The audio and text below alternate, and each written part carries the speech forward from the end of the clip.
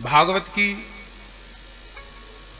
वो चर्चा, जिस चर्चा को राजा परीक्षित ने 7 दिन की कथा सुनकर के मोक्ष का रास्ता प्राप्त कर लिया था, मोक्ष को पा लिया था।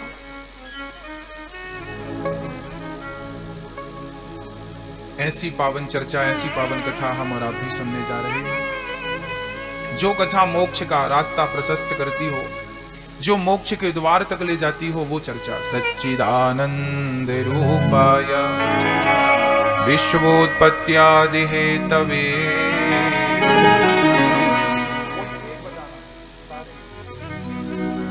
सच्चिदानंद रूपाय विश्वोत्पत्त्यादि हेतवे तापत्रय विनाशाय श्री कृष्णाय वयं नुमः। भगवान कैसे हैं? बोले सतचित आनंद, सच्चिदानंद। ईश्वर भागवत का स्वरूप किसका स्वरूप है? बोले भागवत पूरी भगवान के मस्तिष्क से लेकर श्री चरणों तक भागवत ही भागवत। भागवत भगवान के स्वरूप का वर्णन करने वाली है। भगवान कैसे हैं? ईश्वर की उपस्थिति का सबूत भागवत है। ईश्वर का सबूत श्रीमद् भागवत की कथा है। सच्चिदानंद रूपाय विश्वोत्पत्त्यादि हेतवे। सच्चित आनंद। ईश्वर सत्य है। सारे संत, सारे साधक यही कहते हैं कि भगवान सत्य है। अच्छा, ईश्वर सत्य है, कैसे समझा जाए कि भगवान सत्य है? बोलिए, संसार जो दिख रहा है यह नश्वर है, ये बिगड़ता है, ये परिवर्तित होता है, इसलिए इसे हम सत्य नहीं कह सकते। परंतु ईश्वर तो जैसे थे वैसे ही हैं, उनमें कोई परिवर्तन नहीं है। हाँ, ईश्वर कैसा है? आपको एक उदाहरण से समझाने का प्रयास करता हूं। सोना, सोने की अंगूठी है, सोने के बाले हैं, सोने का हार है, सबके भीतर सोना है। अब इन सबको तेजाब में भट्टी पर डाल दिया जाए तो सब मिट जाएगा, पर एक चीज बचेगी। क्या? अंगूठी को मैं भट्टी पर डाल दूं तो क्या अंगूठी बचेगी? अंगूठी नहीं बचेगी, पर क्या बचेगा? बोलो, सोना बचेगा। मैं हार को भट्टी पर डाल दूं तो हार नहीं बचेगा, पर क्या बचेगा? सोना। आभूषण का आकार बनता और बिगड़ता है, पर सोना कभी बनता और बिगड़ता नहीं है। ऐसे ही संसार बनता बिगड़ता है, हम बनते बिगड़ते हैं। ईश्वर सोने की तरह है, वो कभी बनता बिगड़ता नहीं, वो एक है। इसलिए उसे सत्य कहते हैं, क्योंकि उसमें परिवर्तन नहीं है ना। सोने में कहां परिवर्तन हुआ? मिट्टी का घड़ा टूट जाने के बाद मिट्टी में मिल गया, तो घड़ा टूट गया ना, मिट्टी थोड़ी टूटी है। हा? ऐसे हम बिगड़ते हैं, संसार बिगड़ता है, ईश्वर थोड़ी बिगड़ता है। उसे इसलिए सत्य कहते हैं। ब्रह्म सत्यम जगन मिथ्या। इसलिए कहते हैं कि ईश्वर सत्य है। ईश्वर सत्य है, सत्य ही शिव है, शिव ही सुंदर है। सत्यम शिवम सुंदरम। सत्य, ब्रह्म सत्यम जगन मिथ्या। संसार नश्वर। सत्य चित, ईश्वर का एक नाम है चित। चित मीन्स प्रकाश। ईश्वर प्रकाश स्वरूप है। सत्य तो है, पर वो चमकता हुआ सत्य है, बुझा हुआ सत्य नहीं है, वो चमकदार सत्य है। जैसे सोने की चमक अलग ही होती है, कितने भी तुम पॉलिश कर लो, कितने भी सोने की बराबरी कर लो, पर सोने की चमक चमक है साहब। बस ऐसे ही ईश्वर चित्त अर्थात प्रकाश स्वरूप है। अच्छा, प्रकाश क्या है? वो आपके अंदर समाया है आत्मा के रूप में। आज हम देख रहे हैं, सुन रहे हैं, बोल रहे हैं, चल रहे हैं, किसकी बदौलत? आत्मा की बदौलत। आत्मा निकल जाए तो आपका कौन सा अंग काम करेगा ये बताओ। अच्छा, दाहिना हाथ काम ना करे तो बाएं हाथ से काम चल जाएगा। एक आंख काम ना करे दूसरी आंख। हाँ? आदमी का कोई एक अंग बिगड़ जाए ना तो भी आदमी जिंदा रह लेता है और कर लेता है काम। लेकिन आत्मा चली जाए तो बताइए कौन सा अंग काम करेगा? नहीं ना। आत्मा जड़ है, नींव है। नींव हिली तो इमारत धराशायी हो जाती है। ऐसे आत्मा हमारी नींव है। और सच्चाई तो यह है कि वो आत्मा और कोई नहीं, परमात्मा ही आप सबके भीतर आत्मा बन करके बैठा है। उसी ने हम सबको शक्ति, चेतना दे रखी है। ऊर्जा प्राप्त जो हम करते हैं वो उस ईश्वर की बदौलत प्राप्त करते हैं। वो भगवान हम सबके भीतर आत्मा के रूप में समाया है। इसलिए तो कहते हैं साधु जन, तू अकेला नाही प्यारे, राम तेरे साथ मैं अकेला कहां हूं? मेरे साथ कौन है? हर पल, हर घड़ी, हर क्षण मेरे कृष्ण मेरे साथ रहते हैं। हर पल रहते हैं।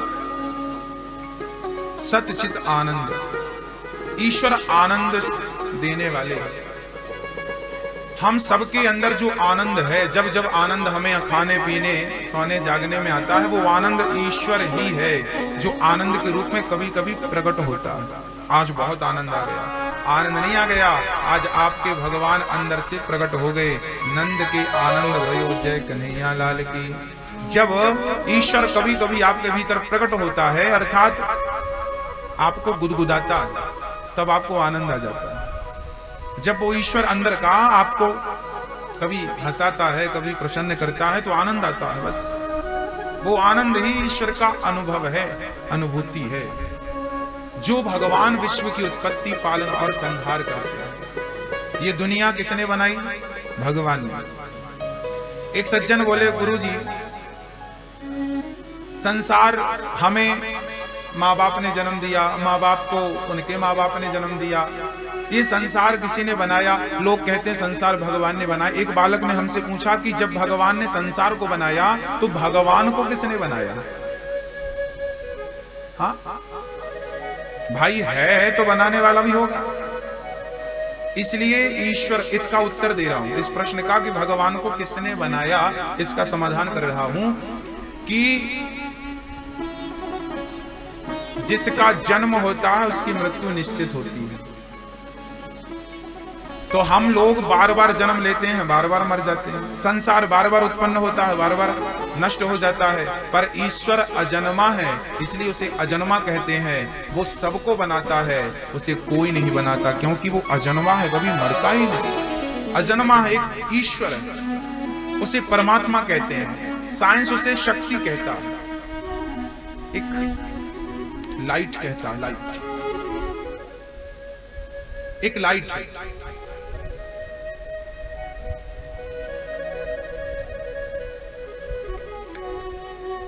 राधे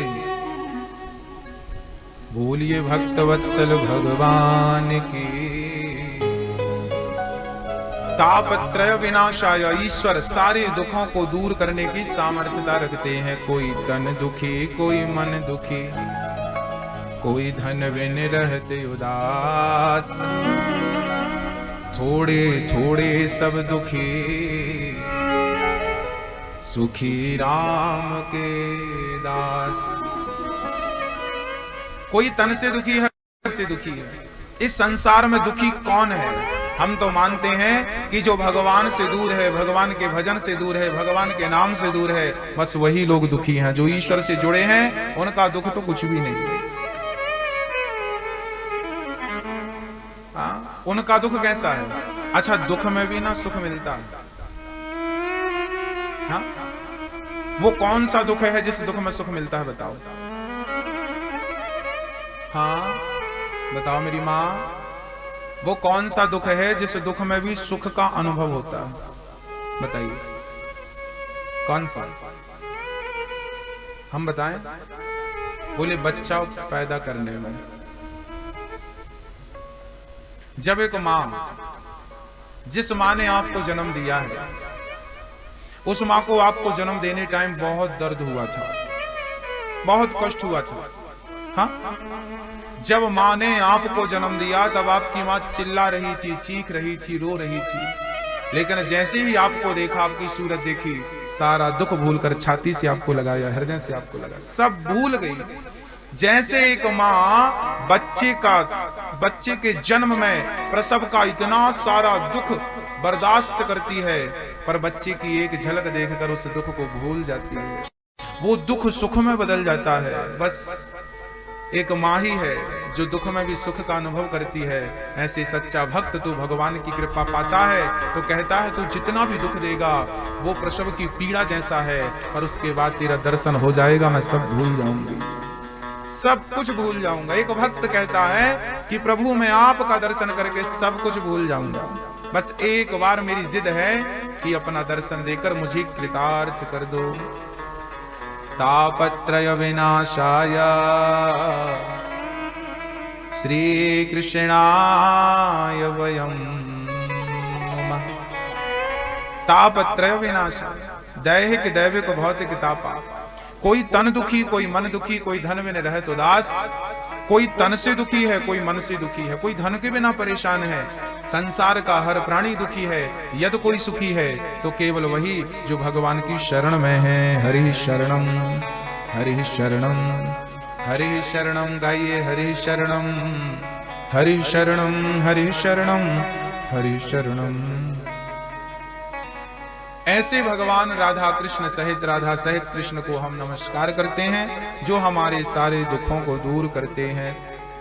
श्री कृष्णाय वयं नुमः। यं प्रव्रजन्तमनुपेतमपेत कृत्यं द्वैपायनो विरह कातरया जुहाव। पुत्रेति तन्मयतया तरवो विनेदुस् तम सर्वभूत हृदयं मुनिमानतोऽस्मि। सुखदेव भगवान का जन्म हुआ और जन्म लेते ही सुखदेव जी सन्यास लेने के लिए घर से निकल पड़े। भागवत में सुखदेव जी का बड़ा सुंदर वर्णन है। सुखदेव जी जन्म लेते ही घर से निकल पड़े, घर पर ठहरे ही नहीं, रुके ही नहीं। भक्तों, घर में रहकर भी मैं आपसे ये नहीं कहता कि आप भी संसार छोड़कर चले जाओ, मैं आपसे कह नहीं सकता, परंतु इतना जरूर कहूंगा कि घर में रहकर भी आप भगवान का भजन नित्य करते रहें, भगवान को कभी भूलें नहीं, काम करते रहिए। कोई समस्या नहीं है कि आप क्या कर रहे हैं क्या नहीं कर रहे हैं, काम करते रहिए और प्रेम से भगवान का चिंतन करते रहिए। तू अकेला नहीं प्यारे, राम तेरे साथ में। तू अकेला नहीं प्यारे, राम तेरे साथ में। राम हमारे साथ में है, इस चीज का अनुभव हमें करना चाहिए। ईश्वर हमारे साथ है, हमें यह अनुभव करना चाहिए। सुखदेव जी जन्म लेते ही चल पड़े। पिता ने रोका, बेटा अभी तुम्हारी उम्र नहीं है संन्यास लेने की, भजन करने की, अभी तुम बच्चे हो, अभी खेलो खाओ आनंद करो। सुखदेव जी बोले, क्या भजन करने की कोई उम्र होती है? अच्छा बताइए, भजन किसी उम्र से करना चाहिए? उम्र देख के, हाँ अब उम्र आ गई अब करो, अब 50 साल के हो गए, अब 60 साल के हो गए, अब 70 साल के हो गए, अब भजन करो। अभी जवान है तो अभी नहीं करेंगे, पहले बुढ़ापे का इंतजार करना। क्या करना चाहिए सर? भजन क्या समय देख के करना चाहिए? बताइए हाँ या ना? उठ जाग मुसाफिर भोर भई, अब रैन कहाँ तू सोवत है। जो सोवत है वो खोवत है, जो जागत है वो पावत है। उठ जाग मुसाफिर भोर भई। अच्छा, आप लोग सो रहे हैं कि जाग रहे हैं? हाँ, जाग रहे हैं। अच्छा आप जाग रहे हैं सच्ची? बोलो मेरी माँ, आप जाग रही हो? शंकर जी कहते हैं कि जिसका मन संसार से हटकर गोविंद के चरणों में लग गया, बस वही जागा है। और जो अभी तक संसार के भोगों में उलझा हुआ है, विषयों में, माया में और मोह में उलझा हुआ है, ये तो जाग कर भी अभी जागा नहीं है। अभी तक लोग सो रहे, बुढ़ापा आ गया फिर भी मन मोह से नहीं हटा, फिर भी माया माया कर रहे हैं, पैसा पैसा कर रहे हैं। क्या ये लोग जागे हुए हैं? बताओ मेरी माँ। इस उम्र में भी लोग विषयों का सेवन कर रहे हैं, बुढ़ापे में भी लोग विषयों का चिंतन कर रहे हैं, स्त्री और पुरुष का चिंतन कर रहे हैं। क्या ये लोग जागे हुए हैं? तो कौन जागा है? बोले जो घर में रहकर एकांत में बैठकर आंख बंद करके जो बिहारी जी के चरणों का ध्यान लगा रहा है, बस वही जागा हुआ है। बाकी लोग सो रहे, चलते फिरते हुए भी सो रहे। जब तब विषय हो, जब विषयों से वैराग्य हो जाए, तब जागा हुआ अपने आप को मान लेना। सुखदेव भगवान जन्म लेते ही चल पड़े, पिता रोक रहे हैं। पुत्रेति तन्मयतया तरवो विने दुस। पुत्र, रुको रुको रुको, संन्यास लेने मत जाओ। सुखदेव जी बोले कब जाएं? बोले बुढ़ापे में। सुखदेव जी ने कहा आपका बुढ़ापा आ गया क्या? आप गए? क्या भरोसा कि मेरा आएगा तो मैं भी जाऊंगा? माया कब पकड़ ले और किसको पकड़ ले मेरी माँ, इस माया का भरोसा ना करना। ये अच्छे अच्छों को छोड़ती नहीं है, पकड़ के रखती है लोगों को। हाँ, छोड़ने का नाम नहीं लेती। सुखदेव जी चले गए, कुछ देवांगनाएं निर्वस्त्र होकर स्नान कर रही थी। सुखदेव जी गए तो उनको देखकर उन्हें शर्म लज्जा नहीं आई, पर व्यास जी को देखकर उन्होंने वस्त्र पहन लिए। व्यास जी बोले देवियों गजब करती हो, मेरा जवान बेटा गया, तुम्हें उसे देखकर लज्जा नहीं आई और मुझे देखकर लज्जित होती हो, क्यों ऐसा? तब कह दिया उन देवांगनाओं ने, क्या बताऊं व्यास जी, आपके पुत्र को पता ही नहीं कि स्त्री और पुरुष में भेद क्या है। आपको सब ज्ञात है, इसलिए आपके सामने में लज्जित हो रही है। सुखदेव ही एक ऐसे हैं ब्रह्मा की सृष्टि में जिन्होंने काम क्रोध को जीत रखा, काम और क्रोध को जीत रखा। ऐसे सुखदेव भगवान। बाद में व्यास जी ने एक श्लोक रटाया है शिष्यों को। वरहा पीडम नटवर वपु कर्णयो कर्णिकारम बिभ्रद्वासः कनक कपिशम वैजयंतीं च मालाम। सुखदेव भगवान जब सुनते हैं कि इतना कोई सुंदर है, भगवान कितने सुंदर हैं, क्यों? अच्छा आपने भगवान को देखा कि नहीं? देखा होगा, भगवान को कभी ना कभी तो आपने देखा होगा। लोग कहते हैं हमने नहीं देखा, हम कहते हैं भाई ये जो विग्रह है भगवान जी का, यही तो भगवान है, इनमें मान लो तो यही भगवान है, नहीं मानो तो तुम्हारे सामने भी आकर खड़े हो जाए तो क्या कर लोगे तुम? मानो तो मैं गंगा माँ हूं, ना मानो तो बहता पानी। मानने वाला पत्थर की मूर्ति में ही कृष्ण का दर्शन कर लेता है, और ना मानने वाला रावण तो राम को सामने खड़ा हुआ देखता था, फिर भी गालियां देता रहता था। तो देखने वाला तो पत्थर में भी ईश्वर को देख लेता है, और ना देखने वाला तो भगवान सामने आकर खड़ा हो जाए तो भी नहीं देख पाता। हाँ? सुखदेव भगवान, जब भगवान की सुंदरता का आपने निरूपण सुना, आहा इतने सुंदर भगवान, जिनकी आंख इतनी सुंदर है, जिनके कान इतने सुंदर हैं, घुंघराले घुंघराले बाल बिहारी जी, बड़ी बड़ी सी आंखें, सुंदर से उनके कान, सुंदर से उनके बाल, सुंदर सी उनकी भ्रुकुटी, सुंदर सा वक्षस्थल, सुंदर से गले में सुंदर सी माला, सुंदर से टेढ़े से चरण, हाथों में बांसुरी, कितना अद्भुत दर्शन है। और साथ में संग में श्री राधा रानी।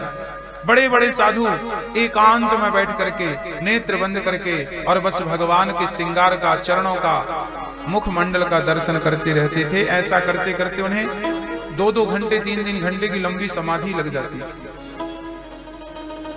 सुखदेव भगवान को लगा होगा कोई इतना सुंदर, और जब भगवान सुंदर हैं स्वरूप से, अच्छा केवल स्वरूप से सुंदर होना ठीक नहीं है, स्वभाव से भी सुंदर होना जरूरी है। तो भगवान केवल स्वरूप के सुंदर हैं क्या, ऐसा है ना? भगवान स्वभाव के भी बड़े सुंदर हैं। आपका स्वभाव कैसा है? अहोवकेयम स्तनकालकूटम जिघांसयापा ययदाप्यसाध्वी लेभे गतिं धात्युचितां ततोऽन्यं कंबादयालुं शरणं व्रजेम। भगवान इतने सुंदर हैं कि क्या कहें, और स्वभाव तो इतना सुंदर है कि क्या कहें। पूतना मारने आई, ठाकुर ने उसे तार दिया। मारने वाली को तार देते हैं। केवट ने कहा प्रभु मुझे चरण धुलना है आपके। जिद करने लगा, मैं आपके पिता की सौगंध खाता हूं, बिना चरण धुले पार नहीं लगाऊंगा। लक्ष्मण जी को गुस्सा आ गया, पर धन्य है मेरे राम के अपने पांव को बढ़ाते हैं। चल तेरी इच्छा है तो मेरे चरणों को धुल ले। आहा, ऐसा स्वभाव। जटायु की मृत्यु पर स्वयं राम ने चिता बना करके जटायु का अंतिम संस्कार किया। कौन होगा ऐसा बताइए? ऐसा करुणा निधान पतित पावन कौन होगा इस दुनिया में? श्री शुकदेव भगवान अपने पिता से 18,000 श्लोकों की भागवत तब सुनी कि और सुनाइए और सुनाइए, कैसा है स्वभाव, कहां के हैं ये, कौन है जिनकी बात आप कर रहे हैं। अब तो शुकदेव भगवान को हम नमस्कार करते हैं। बोलिए शुकदेव भगवान की। आइए चलते हैं नैमिषारण्य, जहां 88,000 संतों का सत्संग चालू है। उन्हीं संतों के बीच में सूत जी का पदार्पण हुआ। सूत जी को देखकर सारे संत खड़े होकर उनका अभिवादन करने लगे।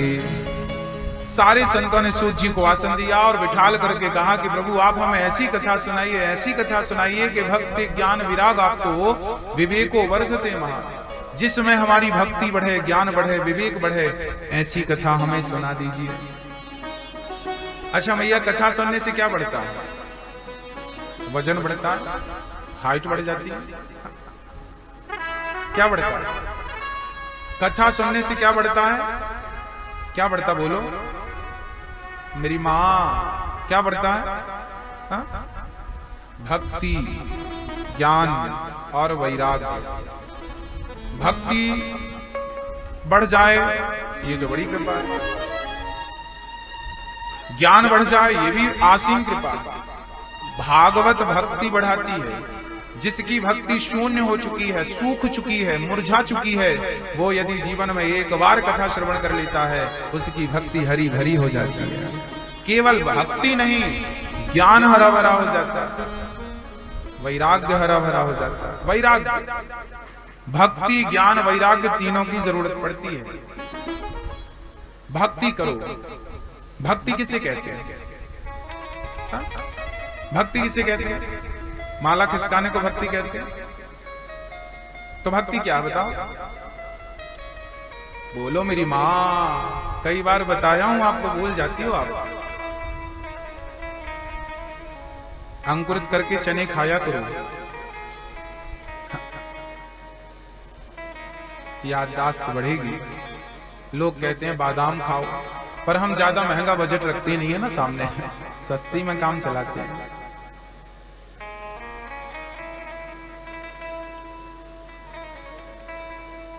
भक्ति किसे कहते हैं? भक्ति, भज सेवायाम धातु से भक्ति बनती है, सब विद्युत जन कहते हैं। अर्थात सेवा करना ही भक्ति है।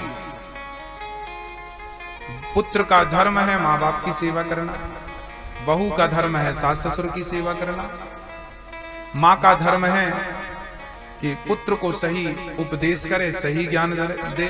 माता मदालसा को आप याद कर सकते हैं। पिता का धर्म है कि वो अपने बच्चों को उचित संस्कार दे। जो जहां है, मैं सरकारी कर्मचारी हूं तो जिस काम को मैं कर रहा हूं उसी को ईमानदारी से करूं, ये मेरी भक्ति है। मैं डॉक्टर हूं तो मैं पेशेंट को तरीके से बचाने की भरपूर कोशिश करूं। तन मन से समर्पण भाव से कि मैं ये मरीज की सेवा नहीं, मरीज के रूप में आए हुए मैं भगवान की सेवा कर रहा हूं। डॉक्टर अपने मरीज को भगवान के नजरिए से देखे, यही उसकी भक्ति है। स्त्री की भक्ति है पति की सेवा करना, बच्चों को अच्छे संस्कार देना, आपके बच्चे ना बिगड़ जाएं।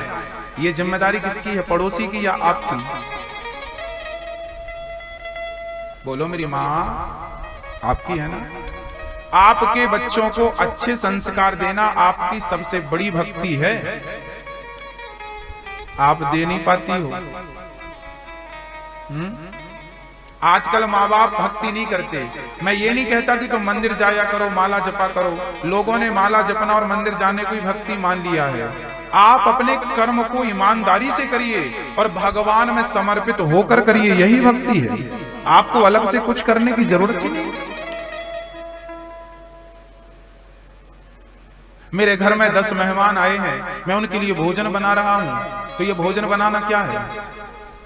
ये मेरी उनकी भक्ति है। यही भक्ति है कि मैं 10 लोगों को प्रेम से भोजन बना करके बिना चिड़चिड़ाए हुए, लोगों को ना आपने देखा होगा घर में मेहमान आए नहीं कि चिड़चिड़ाना शुरू, अब बनाना पड़ेगा। माताएं तो बहुत रोती हैं, कोई सारी नहीं, अब आ गए अब बनाना पड़ेगा। हमारी माताओं से बस भोजन मत बनवाओ, सब कराओ। पहले की माताएं तो सौभाग्य मानती थी। याद रखना मेरी माँ, जिस घर में अतिथि आ जाए ना, समझ लेना वो अतिथि नहीं है, अतिथि के रूप में भगवान पधारे हैं। उनकी सेवा करना आपकी भक्ति है। अब आप माला जप रही हो, आपके घर में अतिथि और माला जप रही हो, पाप कर रही हो आप। अतिथि देवो भव शास्त्र ही कहते हैं, मैं नहीं कह रहा हूं। जहां हो किसान है, किसान तरीके से फसल उगाए बढ़िया तरीके से। अब ये नहीं कि लौकी में इंजेक्शन लगा और इंजेक्शन लगा के बड़ी करके बेचे, वो पाप कर रहा है। आज हर व्यक्ति अपने धर्म से विचलित हो गया, इसलिए तो शांतियां नहीं है। मंदिर में आप जाओ बैठो तो भी शांति नहीं है। क्यों? क्योंकि आप अपने धर्म का सही तरीके से पालन करें, वही आपकी सबसे बड़ी भक्ति है। आज किसान जितनी फसल उगा रहे हैं उसमें से आधी से ज्यादा जहर है। किसान को लग रहा है मेरा बेटा थोड़ी खाएगा, मैं लौकी में इंजेक्शन लगाऊंगा, बाजार में बेच दूंगा। अरे वो भी तो कोई का बेटा ही खाएगा। थोड़े से धन के लिए, थोड़े से लोभ के लिए अपना ईमान क्यों बेचते हो? अपने धर्म से क्यों विचलित हो जा रहे हो? आज डॉक्टर भी विचलित हो गया। आज वो पेशेंट को बचाने की कोशिश नहीं करता। तुम मरो मरो, हमें तो पहले लिख दो और पैसे जमा पहले कर दो, इसके बाद हम हाथ पकड़ेंगे। वहां आदमी तड़पता है और डॉक्टर पैसे इकट्ठे पहले करवाता है। हाँ, मैं यदि हाथ में पैसे ले लूं ना और पैसे लेकर गिनने लगूं तो आप कहेंगे पाखंडी हो गए, पैसे को महत्व देते हैं। पैसे मैं कह दूं कि भाई साहब कथा करने आऊंगा, मुझे 10 रुपए दे देना, अरे आप तो पैसे मांग रहे हैं भागवत के। लेकिन वो डॉक्टर जिसके घर में मरीज पड़ा है, तड़प रहा है, और डॉक्टर पहले पैसे जमा कराएगा फिर हाथ पकड़ेगा, इनको आप पाखंडी नहीं कहते। इन पर कोई उंगलियां नहीं उठाता। हम किसी पर उंगलियां नहीं उठा रहे हैं। हम केवल ये कह रहे हैं कि मैं अपने धर्म का सही तरीके से पालन करूं, डॉक्टर अपने धर्म का सही तरीके से पालन करें, किसान अपने धर्म का सही तरीके से पालन करें, माताएं अपने धर्म का सही तरीके से पालन करें, पुरुष अपने धर्म का सही तरीके से पालन करें। तो कलयुग कहां है? आज ही सतयुग त्रेता द्वापर स्टार्ट हो जाएगा। जो अपने सही तरीके से अपने कर्म को करना शुरू कर दे तो कौन बुरा है बताइए? इस संसार में कौन बुरा है? मुझे ये बताइए, बताइए बुरा कौन है? इस संसार में सबसे बुरा कौन है? बोलो। इस संसार में सबसे बुरा हूं मैं, अनिरुद्धाचार्य, सबसे बुरा। क्योंकि यदि मैं किसी की बुराई देखता हूं तो बुरा मैं हूं। बुरा जो देखन मैं चला, बुरा ना मिलिया कोई, जो दिल खोजा आप ना, मुझसे बुरा ना कोई। मैं बस प्रार्थना कर सकता हूं आपसे, भक्ति करिए। भक्ति को माला अब तक सीमित मत रखिए। ये माला जपना भक्ति ठीक है, पर कर्म का सही तरीके से पालन करना, ईमानदारी से, मुझसे किसी का नुकसान ना हो जाए, मुझसे किसी का दिल ना दुख जाए, इस बात का ध्यान रखते हुए कर्म करने वाला भक्ति करता है। उसका कर्म ही उसकी भक्ति है, उसका कर्म ही उसकी पूजा है। किसी का दिल ना दुखे,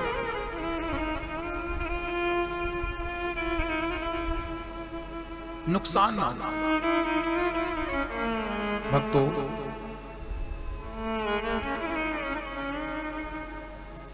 व्यापारी व्यापार करता है तो लाभ उठाने के लिए मिलावट कर देता है। हाँ, चावल में आपने देखे होंगे सफेद कलर के कंकड़ डाल देते हैं, वजन बढ़ जाए। क्या क्या मिलाते हैं, कौन सी चीज बची है जिसमें मिलावट ना हो? दूध में मिलावट है, दही में मिलावट है, घी में मिलावट है, सब्जियों में मिलावट है। क्या खा रहे हैं आप? ये सब क्यों हो रहा है? क्योंकि व्यक्ति अपने धर्म को, अपने कर्म को भूल चुका है। पैसे ने उसे अंधा कर दिया है, सही गलत भूल चुका है। मेरी माँ, मेरे भाइयों, धन में इतने अंधे ना हो जाना कि सही गलत भी तुम्हें नजर ना आए, क्योंकि जवाब तुम्हें यहां देना पड़े या ना देना पड़े, यहां बच जाओगे, पर ईश्वर की अदालत में खड़े होगे तो पल पल का हिसाब देना पड़ेगा। वो सबसे लेगा। क्यों किया तुमने, क्यों किया? तो भक्ति, ज्ञान और वैराग्य। भक्ति है कर्म, ज्ञान क्या है? ज्ञानी किसे कहेंगे आप? बताइए। मैं बहुत बड़ा ज्ञानी हूं, वेद पढ़ लिया, वेदांत पढ़ लिया, बड़ी बड़ी बातें कर लिया, मैं ज्ञानी बन गया। बताइए ज्ञानी किसे कहते? ज्ञानी की परिभाषा क्या है? बोलो मेरी माँ, आपके हिसाब से ज्ञानी कौन है? हाँ, जो कभी असत्य ना बोलता हो और जो कभी किसी का दिल ना दुखाता हो, वो सबसे बड़ा ज्ञानी है। जो कभी क्या ना बोलता हूं, अब मैं ज्ञानी हूं, मुझे वेद पुराण का ज्ञान है, फिर भी मैं झूठ बोलूं, तो क्या ज्ञानी सब कुछ ज्ञान होने के बाद भी उसे असत्य बोलना चाहिए? यदि मैं असत्य बोल रहा हूं तो एक अनपढ़ में, एक गंवार में, एक मूर्ख में और मुझ में क्या अंतर है? ये तो बताइए, बताओ क्या अंतर?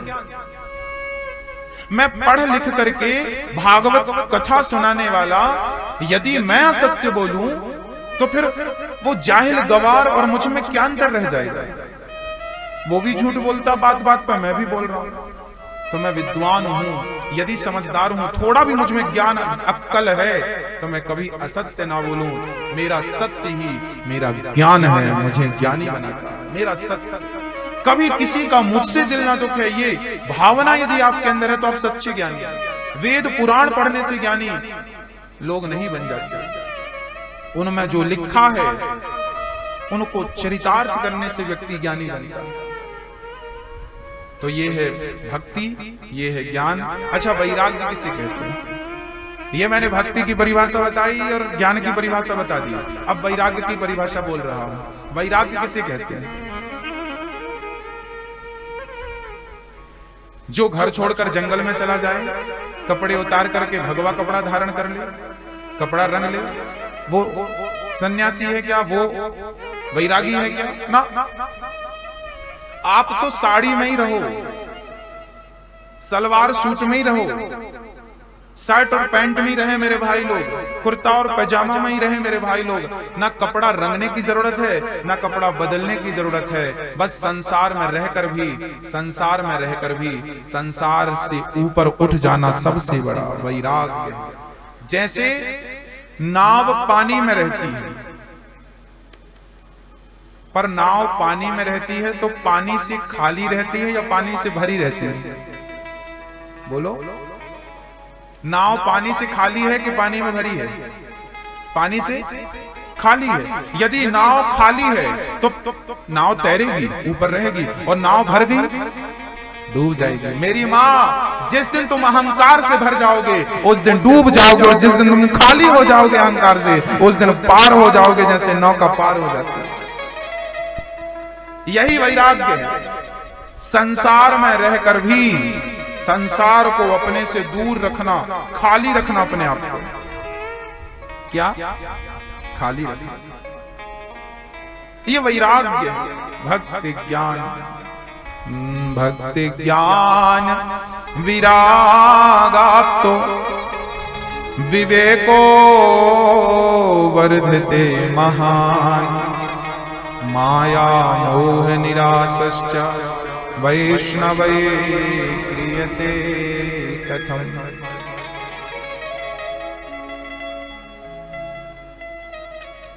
भक्ति ज्ञान विराग, भक्ति ज्ञान और वैराग, ये तीनों हम सबके भीतर रहनी चाहिए। वैराग्य किसे कहते हैं? बोले कीचड़ में कमल रहता है पर कीचड़ की एक बूंद भी कमल को छू नहीं पाती। ऐसे संसार में रहो पर संसार की कोई बुराई आपको स्पर्श ना कर पाए। ये सच्चा वैरागी है जो घर में रहकर वैरागी। इसे जंगल जाने की जरूरत नहीं। सौनक जी ने कहा कृष्ण प्राप्ति करम शाश्वत साधनम तद्वदाधुना। हमें ऐसी कथा सुनाओ जिससे कृष्ण की प्राप्ति हो जाए। हम यहां किसे पाने बैठे हैं? बोलो मेरी मां, किसे पाने बैठे हैं? भगवान को। हमने कथा सुनी, हमने कीर्तन किया, हमने इतना कुछ किया, फिर भी हमें भगवान की प्राप्ति नहीं हुई तो सब कुछ करना बेकार है कि नहीं? हम सब कुछ किसके लिए कर रहे हैं? कथा सुनना, कीर्तन करना, व्रत करना। आप लोग तो व्रत भी रखती हो, बढ़िया तगड़े तगड़े। कल एकादशी है, लोग व्रत रखेंगे। ये क्यों? इसके पीछे कारण क्या है? एक ही उद्देश्य है केवल कि प्रभु आपका कैसे भी दर्शन हो जाए। एक बार तेरा दर्शन करना चाहता हूं। गोपियां कहती हैं ना श्याम सुंदर से, हे श्याम सुंदर अब हमें मिल गए हो तो हमसे दूर मत चले जाना। हमारी पूजा, हमारी भक्ति का, भक्ति की सार्थकता है कृष्ण की प्राप्ति। आ गए हो अगर श्याम इस मोड़ पर, हमसे मिलने मिलाने का वादा करो। आ गए हो तो जाने की जिद ना करो, जा रहे हो तो आने का वादा करो। हमारी पूजा, हमारी भक्ति की सार्थकता है भगवत प्राप्ति। आइए दोनों हाथ उठाकर गोपियों के रंग में रंगते हैं और श्याम सुंदर से कहते हैं आ गए हो अगर श्याम इस मोड़ पर, आ गए हो अगर श्याम इस मोड़ पर, हमसे मिलने मिलाने